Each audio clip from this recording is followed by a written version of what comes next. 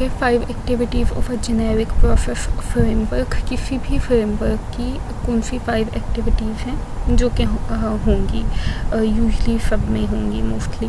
एक तो हो गया कम्युनिकेशन। चाहे हम कोई भी प्रोसेस मॉडल यूज़ करें, कम्युनिकेशन होगी। टीम मेंबर्स के दरमियान भी कम्युनिकेशन होती है और कस्टमर से या क्लाइंट से भी आपकी कम्युनिकेशन होती है। क्लाइंट से डेफिनेटली जब तक कम्युनिकेशन नहीं होगी तो उसकी रिक्वायरमेंट कैसे मिलेगी। क्लाइंट आपको कम्युनिकेट करेगा कि उसको क्या प्रॉब्लम है, वो कौन से फीचर्स या कौन सी फंक्शनैलिटीज़ अपने सॉफ्टवेयर में या अपने वर्क प्रोडक्ट में चाहता है जो अल्टीमेटली उसकी प्रॉब्लम्स को सॉल्व कर दे। ठीक है, तो उसके ऑब्जेक्टिव्स को, उसकी नीड को अंडरस्टैंड करने के लिए और उससे रिक्वायरमेंट्स कलेक्ट करने के लिए आपको कम्युनिकेट करना होगा। लाइक अगर आप एक सिस्टम बना रहे हैं यूनिवर्सिटी के लिए तो डेफिनेटली आपका क्लाइंट यूनिवर्सिटी के एडमिनिस्ट्रेशन है, लेट्स सपोज, आप उनके साथ कम्युनिकेट करोगे कि कौन कौन से काम हैं जो वो चाहते हैं ये वर्क प्रोडक्ट अचीव करे। लाइक स्टूडेंट की रजिस्ट्रेशन क्या होनी चाहिए ऑनलाइन, उसके अलावा उनके रिजल्ट्स डिस्प्ले होने चाहिए, टीचर्स को रजिस्टर होना चाहिए वहाँ पर। स्टूडेंट्स तो होंगे ही होंगे, क्या वहाँ पर टीचर्स को भी रजिस्टर होना चाहिए। कौन कौन सी फंक्शनैलिटीज़ हैं जो ये सिस्टम प्रोवाइड करेगा। जितना ज़्यादा आप क्लाइंट से कम्युनिकेट करेंगे उतनी ही आपको रिक्वायरमेंट्स क्लियर होती जाएंगी। सेकेंड स्टेप क्या है, प्लानिंग। कोई भी काम हम अच्छे से तभी कर सकते हैं जब उसके लिए हमने स्ट्रॉन्ग प्लानिंग की हो।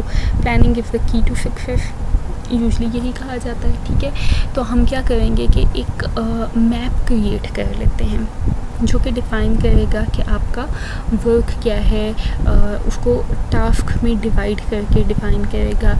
आपके प्रोडक्ट से रिलेटेड रिस्क क्या है, रिसोर्सेज क्या हैं जो आपके पास अवेलेबल हैं, वर्क प्रोडक्ट्स कौन सी हैं जिन पर आपने काम करना है, और आपका शेड्यूल क्या है।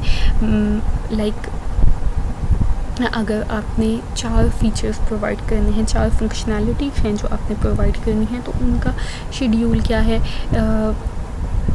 रिक्वायरमेंट नंबर 1 को आप कब फुलफ़िल करोगे, 2 वीक्स में अगर आप रिक्वायरमेंट नंबर 1 को फुलफ़िल कर लेंगे, आप उस पर काम कर लेंगे, उसकी वर्किंग कंप्लीट हो जाएगी, देन हम रिक्वायरमेंट नंबर 2 पर काम करेंगे। ठीक है, तो इस वीक से इस हिसाब से अगर हम देखें तो 8 वीक्स में ये काम डन हो जाना चाहिए। ठीक है, ये सारी प्लानिंग, उससे एसोसिएटेड रिस्क क्या क्या होंगे, रिसोर्सेज इस प्रोडक्ट पर काम करने के लिए, इसको बनाने के लिए कौन से रिसोर्सेज आपको चाहिए होंगे, कौन से डॉक्यूमेंट्स आपको बनाने पड़ेंगे, ये सब आता है प्लानिंग में। उसके बाद है मॉडलिंग। मॉडलिंग क्या होता है कि हम एक स्केच बनाते हैं आर्किटेक्चर को लेकर। कोई भी आप चीज़ देखें, जैसे अगर हम बात करें रोड्स की या ब्रिजेस की, तो उनका पहले एक आर्किटेक्चरल व्यू बनाया जाता है कि उनकी बेस कितनी स्ट्रॉन्ग होगी। ठीक है, पिलर्स कैसे लगेंगे, उसके ऊपर फिर हम रॉड्स वगैरह कैसे सेट करेंगे। तो इसी तरह से जब हम बात करते हैं सॉफ्टवेयर की, उसके लिए भी हम आर्किटेक्चर बनाते हैं कि आर्किटेक्चरली उसका व्यू क्या होगा। ठीक है, कैसे चीज़ें आपस में इंटीग्रेट करेंगी, डिफरेंट पार्ट्स वो आपस में कैसे कम्युनिकेट करेंगे और फिर वो एक कंप्लीट सिस्टम बनाएंगे। ठीक है, देन कोड जनरेशन है। डेफिनेटली आप कोई भी एप्लीकेशन विदाउट कोड जनरेशन के, विदाउट डेवलपमेंट के नहीं बना सकते। ठीक है, तो डेवलपमेंट और टेस्टिंग दोनों ही इम्पोर्टेंट होंगी। कोई भी हम प्रोसेस मॉडल फॉलो कर रहे हो कोड जनरेशन के बगैर, डेवलपमेंट के बगैर, तो कंप्लीट ही नहीं होगा काम। देन डिप्लॉयमेंट है। जब कोड जनरेशन हो गई, टेस्ट भी कर लिया, तो अब आप डिप्लॉय करेंगे मार्केट में, सॉफ्टवेयर को रिलीज़ करेंगे या फिर जो भी आपका क्लाइंट था उसको दे देंगे रियल एनवायरनमेंट में, अब वो यूज़ होगा। कस्टमर जो एवेलुएट करेंगे और आपकी प्रोडक्ट को जो आपने बनाई है उसके बाद उस पर फीडबैक प्रोवाइड करेंगे आपको कि कौन से फीचर्स ठीक हैं या कौन से फीचर्स में अगर उनको चेंजेस चाहिए, कौन सी फंक्शनैलिटी ज़्यादा अच्छी है और किस में और इन्हेंसमेंट की जा सकती है वो आपको गाइड करेंगे।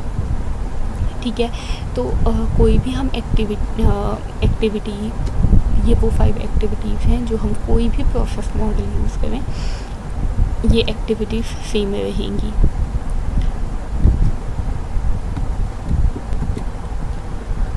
अम्ब्रेला एक्टिविटीज़ कौन सी होती हैं? जो through out the development life cycle, मतलब कम्युनिकेशन से लेकर डिप्लॉयमेंट तक हमने फॉलो करनी ही है। नो मैटर कि हम कौन से फेज़ पर हैं, हम कौन से स्टेप पर हैं, ये हमने through out the project in activities को फॉलो करते रहना है। ठीक है, कॉम्प्लीमेंट करती हैं ये 5 प्रोसेस फ्रेमवर्क एक्टिविटीज़ को जो हमने पहले देखी लास्ट स्लाइड में, and help team to manage and control progress, quality, change and risk.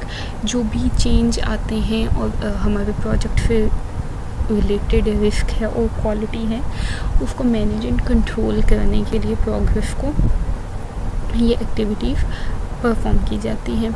सबसे पहले है software project tracking and control, कि प्रोजेक्ट को हम ट्रैक करें, उसकी प्रोग्रेस को प्लान के अकॉर्डिंगली, जो हमने स्टार्ट में प्रोजेक्ट प्लान बनाया है उसके अकॉर्डिंगली ट्रैक करते रहें कि वो प्लान फॉलो हो भी रहा है या अब हम किसी और डायरेक्शन में चले गए हैं।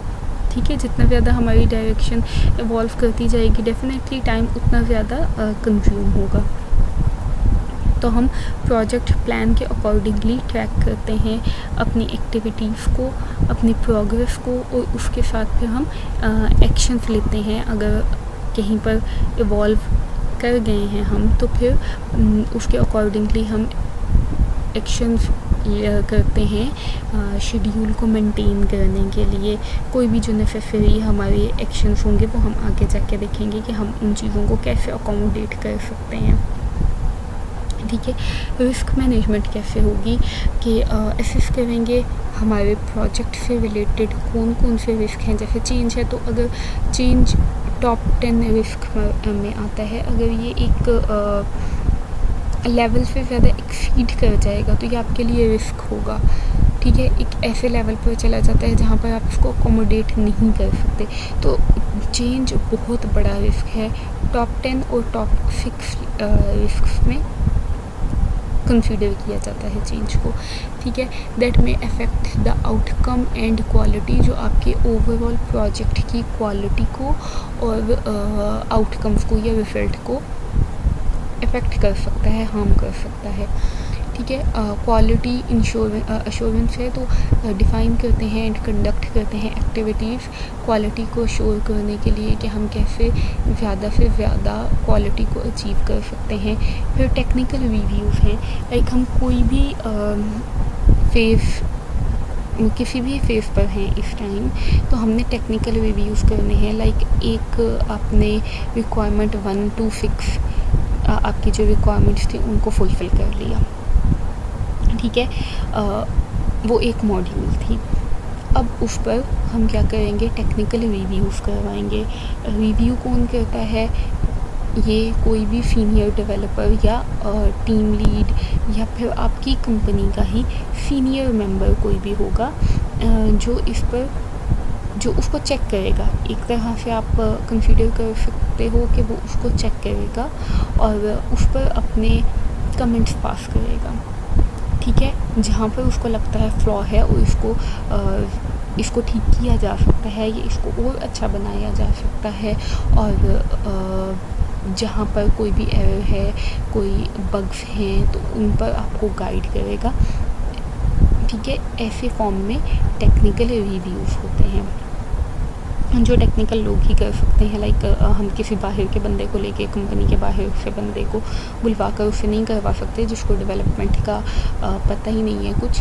ठीक है, तो वर्क प्रोडक्ट जो भी हमारी थी, चाहे वो एक रिपोर्ट होगी, उस रिपोर्ट में या आर्किटेक्चर मॉडल था, उस मॉडल पर अपने कमेंट्स पास करेगा ताकि जो भी हमारी या प्रॉब्लम्स उसमें आ सकती हैं नेक्स्ट एक्टिविटीज़ में जाने से पहले वो रिजॉल्व हो जाए। क्लियर है? ठीक है, उसके बाद है मेजरमेंट्स। हमारे पास तीन टाइप के डिफरेंट मेट्रिक्स होते हैं। एक होते हैं प्रोसेस मेट्रिक, एक होते हैं प्रोजेक्ट और एक प्रोडक्ट। प्रोसेस का तो क्लियर है सबको कि प्रोसेस मेट्रिक कौन से हैं, ठीक है। प्रोसेस क्या होता है? प्रोसेस को बेहतर बनाने के लिए, उसको चेक करने के लिए कि हम किस लेवल पर हैं, जो मेट्रिक्स यूज़ होंगे, या आप ऐसे कह लो कि वो चीज़ें जो इंडिकेट करेंगी कुछ कि हम कौन से लेवल पर हैं, उसको हम प्रोसेस मेट्रिक कह रहे हैं। प्रोजेक्ट एंड प्रोडक्ट मेट्रिक कौन से होते हैं? जब तक कोई भी सॉफ्टवेयर एप्लीकेशन डेवलपमेंट में है तो उसको हम प्रोजेक्ट कहेंगे। जब वो डेवलप हो गई, कंप्लीट हो गई, तो हम उसको प्रोडक्ट कहते हैं, जब वो मार्केट में रिलीज़ हो जाती है, ठीक है। तो प्रोजेक्ट एंड प्रोडक्ट का क्लियर हो गया दोनों क्या चीज़ें होती हैं। अब प्रोजेक्ट से रिलेटेड मतलब जब वो डेवलपमेंट में है तो उसकी डिग्रीज़ को चेक करने के लिए जो हम काम करेंगे वो हमारे प्रोजेक्ट मेट्रिक में आएंगे। और जब वो मार्केट में डिलीवर हो गया था, रिलीज़ हो गया था, अब उस पर हमने जितने भी चेक्स लगाए, उसकी डिग्री को चेक किया, क्वालिटी को एश्योर करने के लिए, उसको हम प्रोडक्ट मेट्रिक्स कहते हैं, ठीक है। ये हम करते किस लिए? ताकि हम इंश्योर कर सकें कि कस्टमर की, स्टेक होल्डर की नीड्स को हमने कितना मीट कर लिया, कितना अचीव कर लिया। क्वालिटी एश्योरेंस में ही हम ये काम करते हैं। नेक्स्ट है सॉफ्टवेयर कॉन्फ़िगरेशन मैनेजमेंट। तो सॉफ्टवेयर कॉन्फ़िगरेशन मैनेजमेंट क्या होता है? जो भी चेंज आए, उन चेंजेस पर हमने काम किया। अब उन चेंज को उस चेंज की वजह से बाकी प्रोडक्ट पर या बाकी प्रोजेक्ट पर जो भी अफेक्ट हुए, उनको हमने कैसे मैनेज करना है, ठीक है। तो हम स्टार्ट से यही बात कह रहे हैं कि लाइफ साइकिल के दौरान जब तक अंडर डेवलपमेंट है एप्लीकेशन, तो हमारे पास चेंजेस आते रहेंगे। उन चेंजेस के इफ़ेक्ट्स को हमने कैसे मैनेज करना है। जब हम उनको अकोमोडेट करें तो डेफिनेटली एक चीज़ में आप कुछ चेंज करेंगे तो वो थोड़ी सी डिस्टर्ब हो जाएगी। अब उन इफ़ेक्ट्स को हम कैसे मैनेज करेंगे, वो आता है सॉफ्टवेयर कॉन्फ़िगरेशन मैनेजमेंट में। कॉन्फ़िगर का मतलब क्या होता है कि जब आपने किसी और चीज़ को लाके अटैच किया उसके साथ, तो अब आपने उसमें जो भी प्रॉब्लम आई उस चेंज की वजह से, उसको आप कैसे मैनेज करेंगे। रीयूजेबिलिटी मैनेजमेंट डिफाइन करता है क्राइटेरिया फॉर वर्क प्रोडक्ट। किसी भी वर्क प्रोडक्ट को हम कैसे रीयूज़ कर सकते हैं और कैसे ये इस मैकेनिज़्म को हम अचीव कर सकते हैं कि उन कंपोनेंट्स को या उन वर्क प्रोडक्ट्स को जो हमने पहले बनाई हैं, उनको हम दोबारा से यूज़ कर सकें, ठीक है। किसी और प्रोजेक्ट के लिए भी हम उनको यूज़ कर सकते हैं।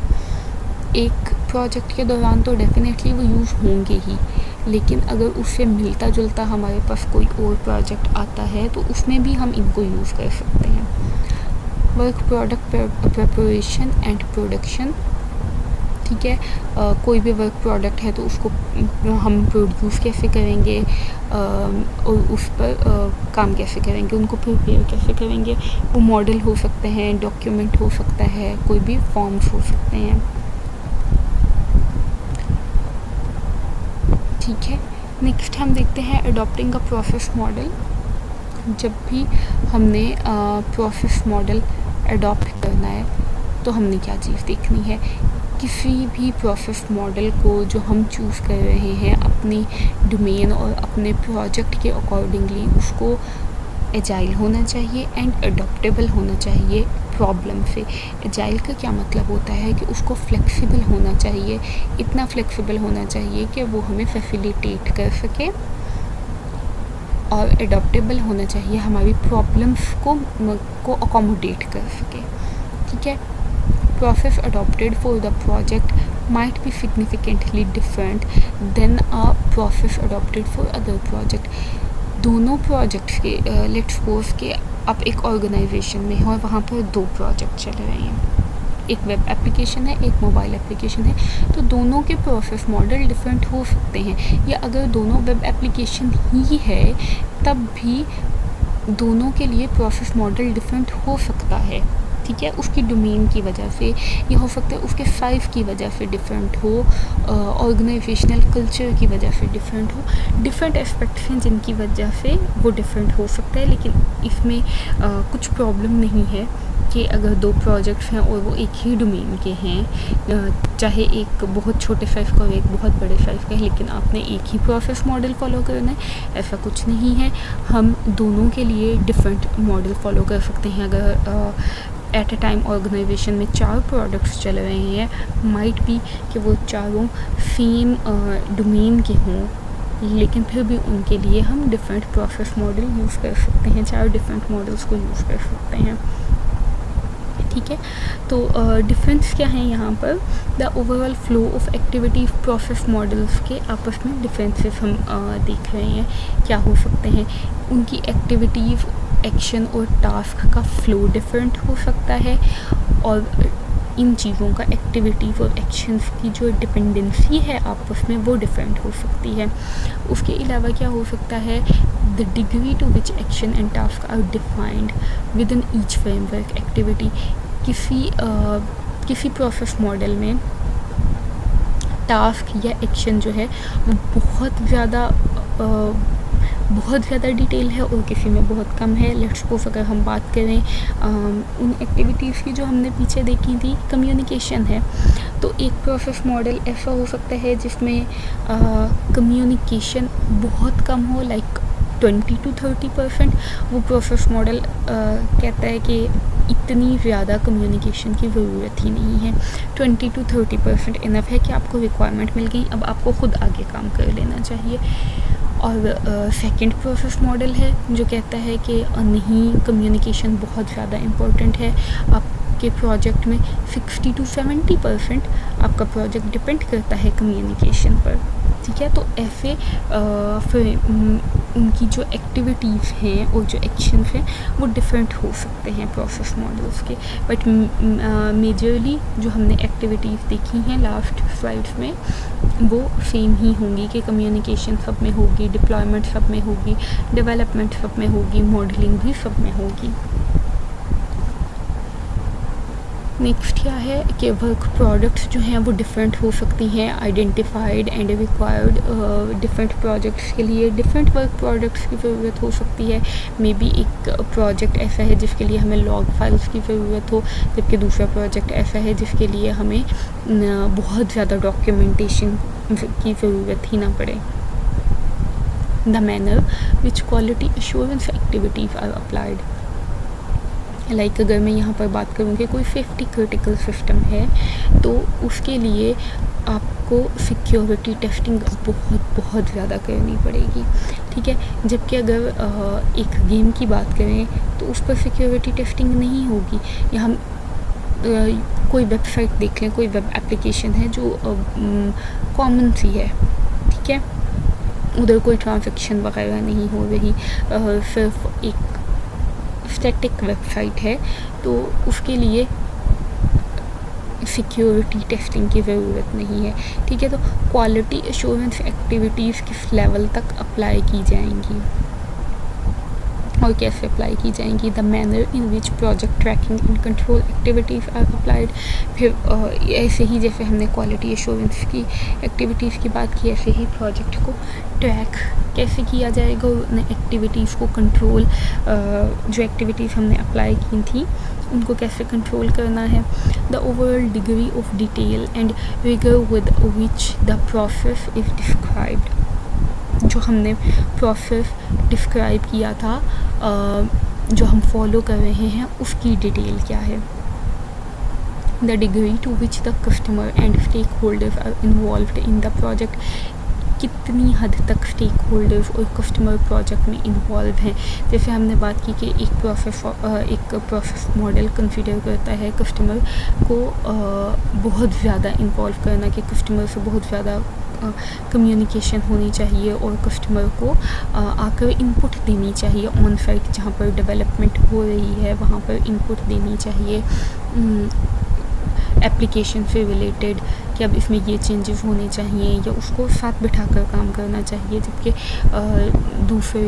दूसरा मॉडल कहता है कि नहीं, उसकी स्टेक होल्डर की कस्टमर की कम्युनिकेशन की हमें ज़रूरत नहीं है। तो हमने ये डिग्री भी देखनी है कि कस्टमर और स्टेक होल्डर प्रोजेक्ट के साथ किस हद तक इन्वॉल्व हैं। The level of autonomy given to the software team, autonomy कहते हैं कि फ्री हैंड, लेट्स से कि फ्री हैंड कितना दिया गया है सॉफ्टवेयर टीम को, क्या उनको बहुत ज़्यादा रिस्ट्रिक्ट करके रखा गया है कि जो हायर अथॉरिटी से ऑर्डर आएगा, higher authority does not mean कि गवर्नमेंट से जो ऑर्डर आएगा, higher authority of the company of the organization, जो आपके टीम लीड या आपके जो भी सीनियर मेंबर्स हैं वो आपको कहेंगे फॉलो करने को, बस आपने वही फॉलो करना है, या फिर उनको इतनी ऑटोनॉमी दी जाती है कि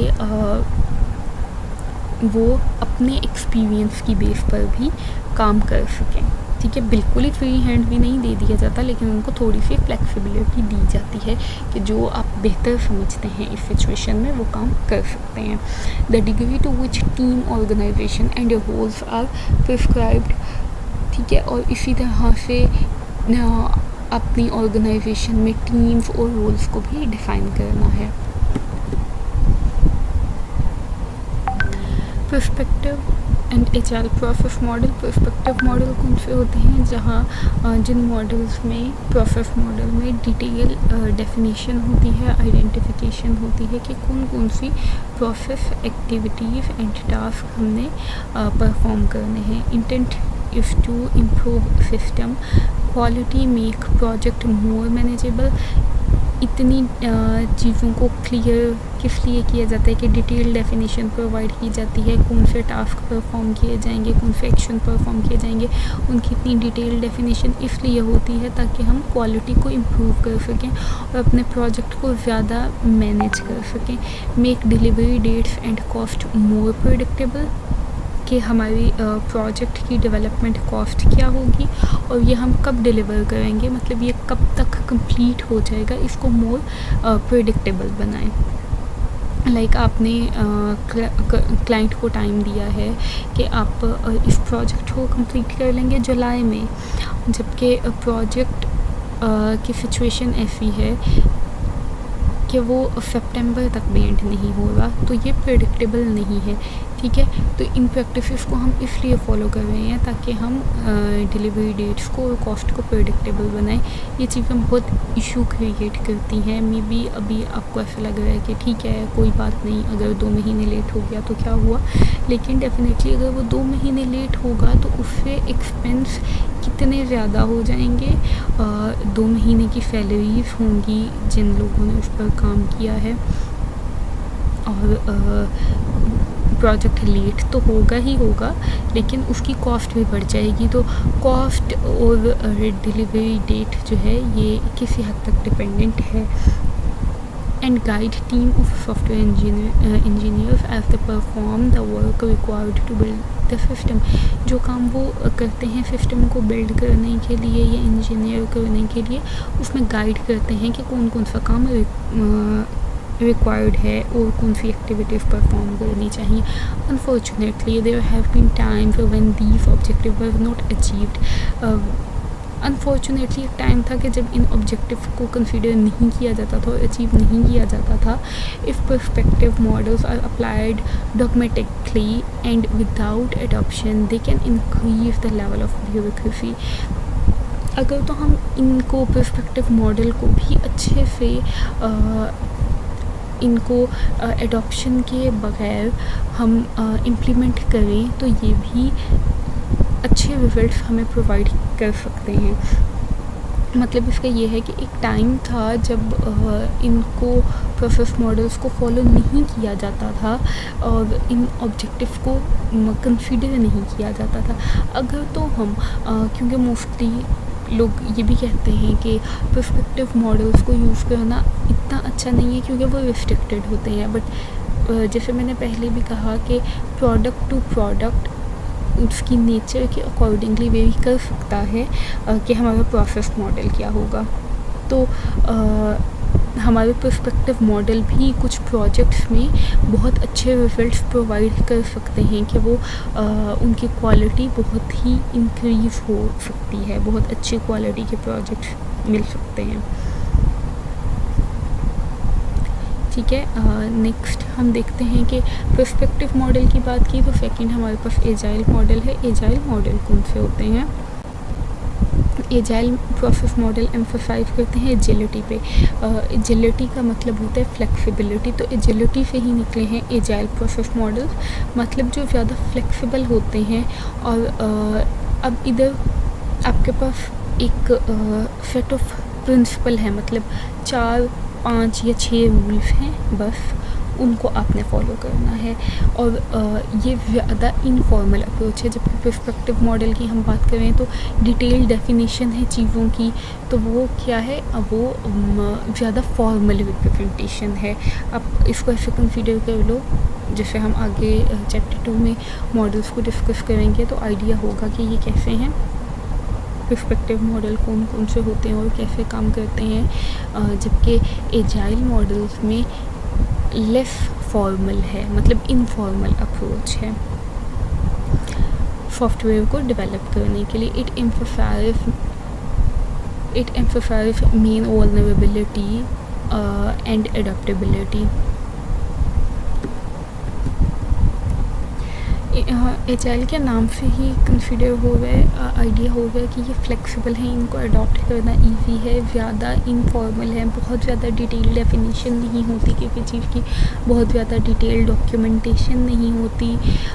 ठीक है, उसको चेंज करना, अडॉप्ट करना बहुत इजी है as compare to perspective models. It is particularly useful when web applications are engineered. Web applications में ये ज़्यादा यूजफुल रहते हैं मोस्टली। अब एजाइल प्रोसेस मॉडल्स को फॉलो किया जाता है, बट स्टिल कुछ प्रोजेक्ट्स में पर्सपेक्टिव मॉडल बहुत अच्छे रिजल्ट्स प्रोवाइड किए जाते हैं। लाइक एजाइल प्रोसेस मॉडल्स किसी हद तक डेवलप किए गए थे शॉर्ट प्रोजेक्ट्स के लिए, जिनकी टाइम स्पेन बहुत ज़्यादा ना हो, 2-2 साल की डेवलपमेंट ना हो, ऐसे प्रोजेक्ट्स के लिए। क्योंकि पर्सपेक्टिव मॉडल लॉन्ग प्रोजेक्ट्स के लिए बहुत ज़्यादा अच्छे रहते हैं, जबकि एजाइल मॉडल्स का पर्पस ही ये था कि ये शॉर्ट प्रोजेक्ट्स के लिए थे। 3-4 महीने या साल का जो प्रोजेक्ट है आपका, उसके लिए इतनी डिटेल चीज़ें करने की, जैसे पर्सपेक्टिव मॉडल में बहुत ज़्यादा डिटेल्ड काम हो रहा है, इतना डिटेल काम करने की ज़रूरत नहीं है। तो इसलिए एजाइल प्रोसेस मॉडल ऐसे प्रोजेक्ट्स में यूज़ होते हैं जो थोड़े छोटे होते हैं साइज़ में। But there are studies and researchers जिन्होंने काम किया है, एजाइल प्रोसेस मॉडल्स को यूज़ किया है ह्यूज प्रोजेक्ट्स पर और अच्छे रिजल्ट्स भी फाइंड किए हैं। ठीक है, तो एजाइल प्रोसेस मॉडल्स की डिटेल हम देखेंगे चैप्टर नंबर 3 में फर्दर, और पर्सपेक्टिव मॉडल्स को हम डिस्कस करेंगे चैप्टर नंबर 2 में। नेक्स्ट देखते हैं द एसेंस ऑफ प्रैक्टिस क्या है। How does the practice of software engineering fit in the process activities mentioned above? अब सॉफ्टवेयर इंजीनियरिंग जो है ये फिट कैसे होती है उन एक्टिविटीज़ में जिनको हमने ऊपर बात की है पहले, नेमली कम्युनिकेशन थी, प्लानिंग थी, modelling, construction and deployment, construction या डेवलपमेंट और फिर डिप्लॉयमेंट। आउटलाइंस क्या दी हैं, ये एक रिसर्चर हैं जिन्होंने आउटलाइंस प्रोवाइड की हैं प्रॉब्लम सॉल्विंग के लिए। ये सजेस्ट करते हैं कि सबसे पहले आप अंडरस्टैंड करो प्रॉब्लम को, जो भी प्रॉब्लम आपके कस्टमर की है या क्लाइंट की है उसको अंडरस्टैंड करो। अब उसको हम अंडरस्टैंड कैसे कर सकते हैं, जब हम उसके साथ कम्युनिकेट करेंगे, डेफिनेटली उससे बात किए बगैर हम उसकी प्रॉब्लम को, किसी की भी प्रॉब्लम को अंडरस्टैंड नहीं कर सकते। तो जितना ज़्यादा हम उससे बात करेंगे उतना ही ज़्यादा हमें उसकी प्रॉब्लम क्लियर होती जाएगी।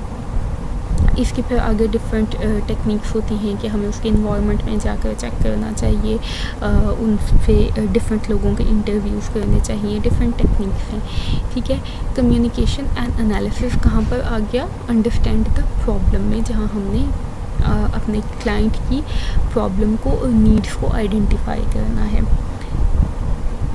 जब हम आइडेंटिफाई कर लेते हैं, अगर जेनेरिकली भी बात करें किसी प्रॉब्लम को सॉल्व करने की, ठीक है, प्रॉब्लम सॉल्विंग स्ट्रेटजी क्या होती है कि सबसे पहले हम अंडरस्टैंड करते हैं प्रॉब्लम को। जब हमें प्रॉब्लम की कंप्लीट अंडरस्टैंडिंग मिल गई तो हम फिर प्लान करते हैं कि इस प्रॉब्लम के लिए हम सॉल्यूशन कैसे बनाएंगे, ठीक है। तो सॉल्यूशन कैसे होगा, सॉल्यूशन में आ गया मॉडलिंग एंड सॉफ्टवेयर डिज़ाइन। जब हमने कोई स्केच बना लिया कि अब हम इन चीज़ों को मॉडल कैसे करेंगे, इन चीज़ों को हम कैसे बनाएंगे और फिर हम उनको कैसे इंटीग्रेट करेंगे। सॉल्यूशन के लिए हमने प्लान कर लिया।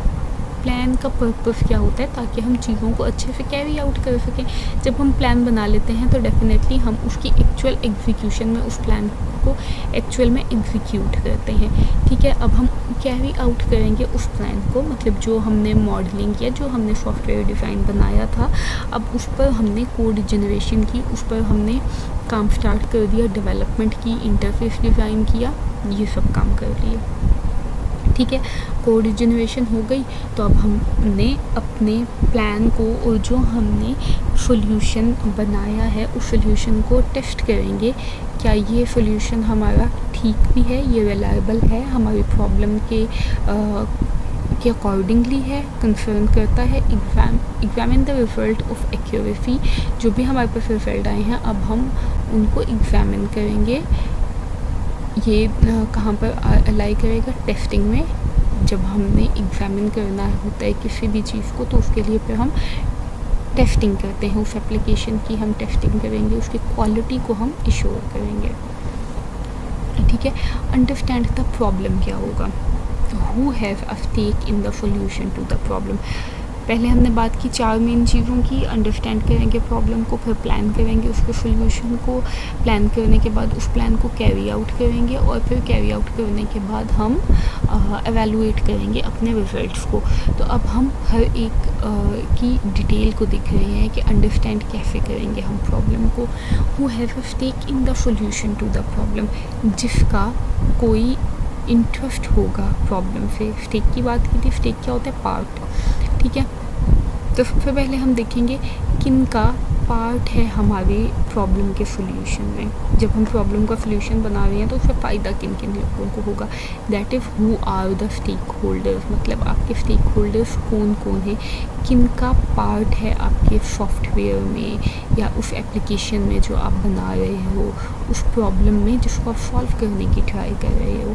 वट आर द अननोन्स, वो कौन सी चीज़ें हैं जिनका अभी तक आपको पता नहीं चला, वो कौन से डेटा है, वो कौन से फंक्शंस हैं, फीचर्स जो कि आपके सिस्टम में होने चाहिए लेकिन आपको अभी तक उनका पता नहीं है, वो लाजमी है आपकी प्रॉब्लम को सॉल्व करने के लिए। उनके बगैर आपकी प्रॉब्लम इनकम्प्लीट है। लाइक अगर हम यूनिवर्सिटी सिस्टम की एग्ज़ाम्पल लें तो MIS सिस्टम में टीचर्स की जो एवेलुएशन होती है, ठीक है, वो भी एक इम्पॉर्टेंट पार्ट है। टीचर एवेलुएशन भी MIS सिस्टम के लिए। तो वो कौन से फीचर्स हैं, वो कौन से फंक्शनैलिटीज़ हैं जो अभी तक अननोन हैं, जो आपके प्रॉब्लम को सॉल्व करने में और हेल्प आउट करेंगी। Can the problem be compartmentalized? It is possible to represent smaller problem that may be easier to understand. Okay, compartmentalized का मतलब होता है कि हम उसको कैसे ब्रेक कर सकते हैं, ठीक है। कंपार्टमेंट से ये वर्ड निकला है। कंपार्टमेंट का मतलब होता है छोटे छोटे पार्ट्स में, ब्लॉक्स में, ठीक है।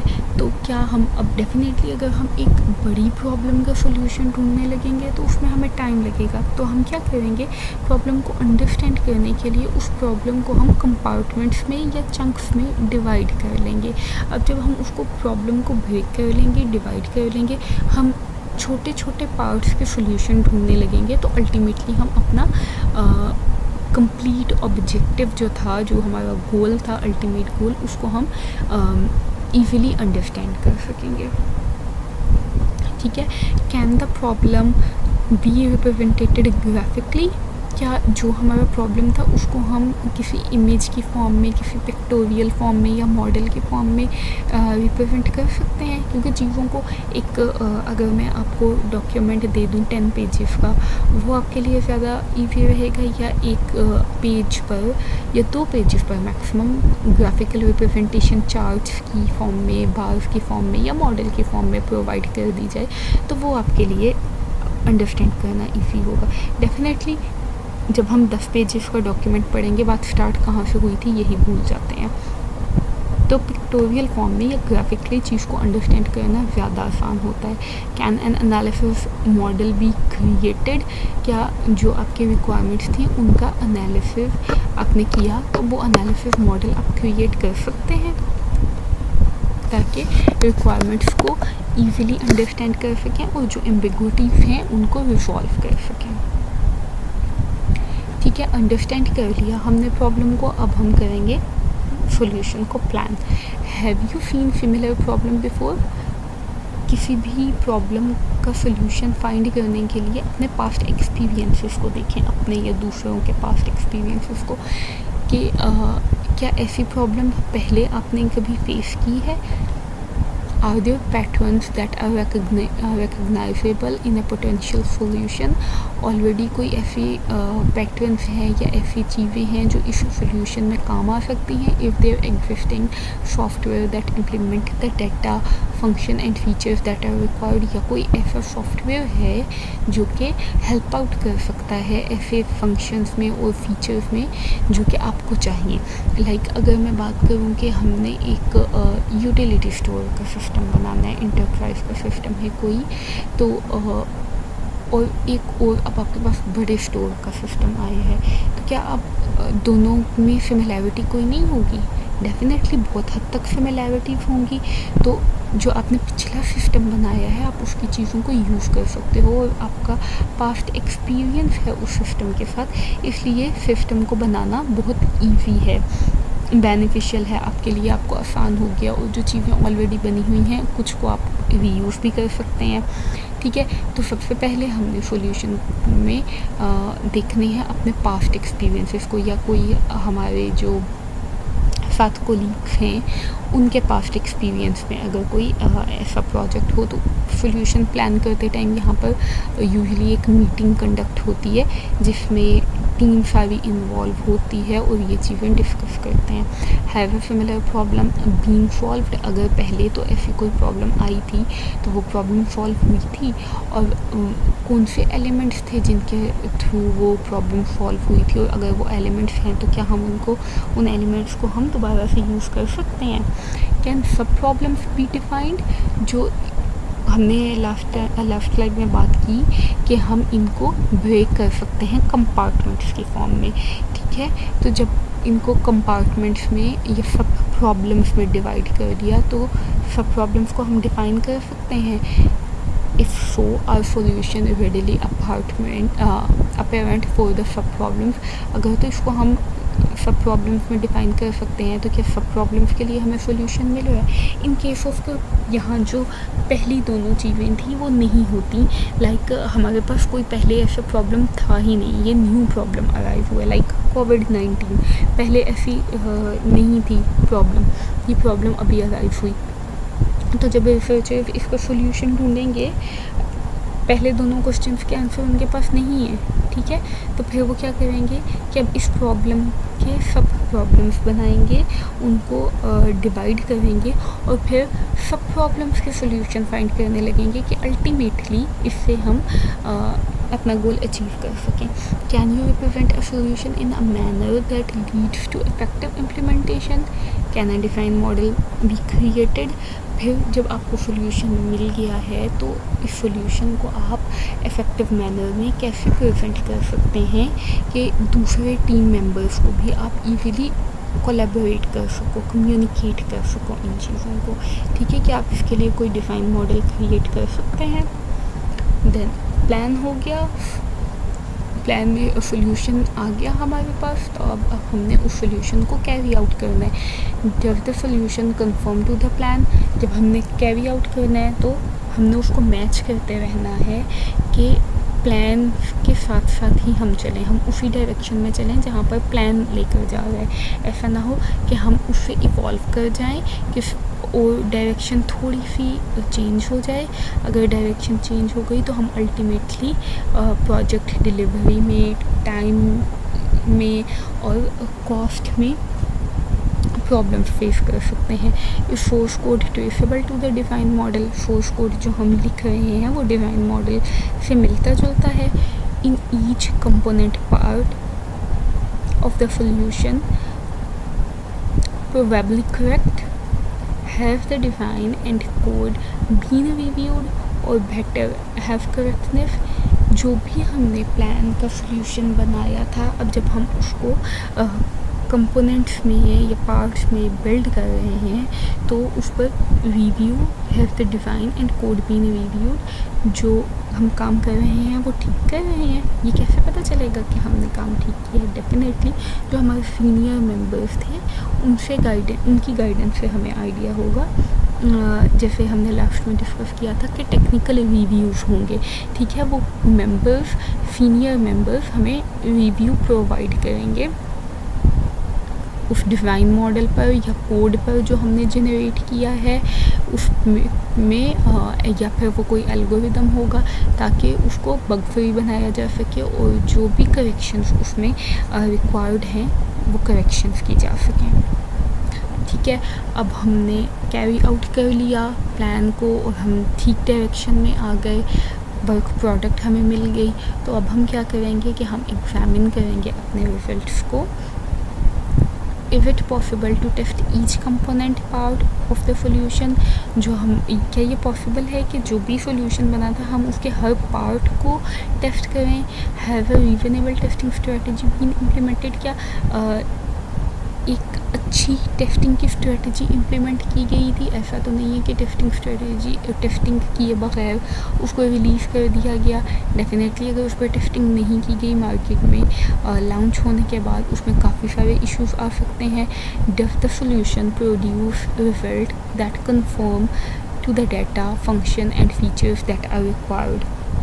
जो हमने सोल्यूशन प्रोड्यूस किया, क्या वो मैच करता है उस डाटा, फंक्शंस और फीचर्स को जो कि रिक्वायर्ड थे? जैसे हमने शुरू में बात की कि अगर आप MIS के लिए सिस्टम बना रहे हो तो स्टूडेंट्स की रजिस्ट्रेशन उस पर हो भी रही है या नहीं हो रही, टीचर्स की एवेलुएशन उधर होती है या नहीं होती, क्योंकि आपके क्लाइंट को तो ये चीज़ें चाहिए थी। अब अगर ये हो नहीं रहा तो बाकी कोई भी काम हो रहा है उसका कोई फ़ायदा नहीं है।